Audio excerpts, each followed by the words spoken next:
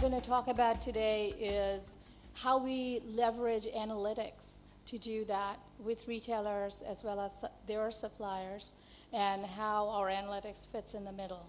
I'm not really going to talk a lot about models and technology and big theoretical constructs. What I thought will bring all of this to life is a few case studies from around the world as well as India, just showcasing how we've been using analytics to help our clients worldwide and how we can leverage a lot of that in India as well. I think my presentation is almost set. Just going through the last technical details here, looks like. And I think you see it. So the topic that I chose for today was how do we harness analytics for sustainable retail execution? And when I say sustainable, I mean something you can do over and over again, something that helps you improve your business rather than a one-time episodic event that happens in your business process.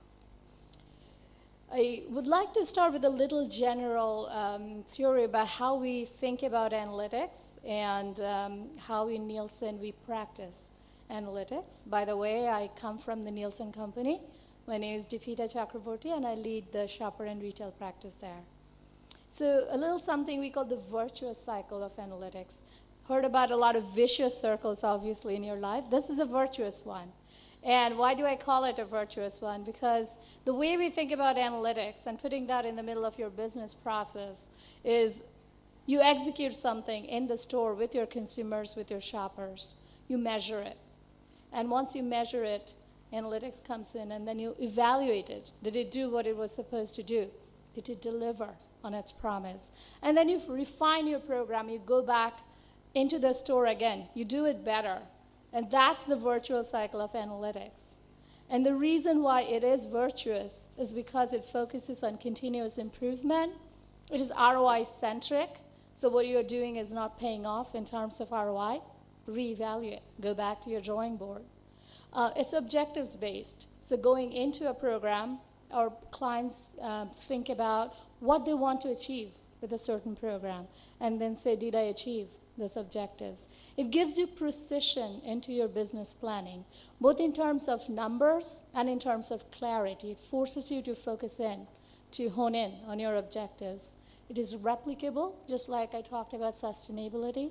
So if you do a measurement once, you can do it over and over again. In fact, you can automate it. You can come up with a simpler construct for it. And finally, you integrate it with your business processes. And by doing it over and over again in that virtuous cycle, what you really hope for is, rather than analytics being an episode in your retail life, it becomes part of your retail DNA. And that's where we come in. But enough about us. I do want to show you some examples of where analytics fits into the retail cycle. So if you think about a retailer, what's a retailer trying to achieve? Trying to add items to their shoppers' baskets.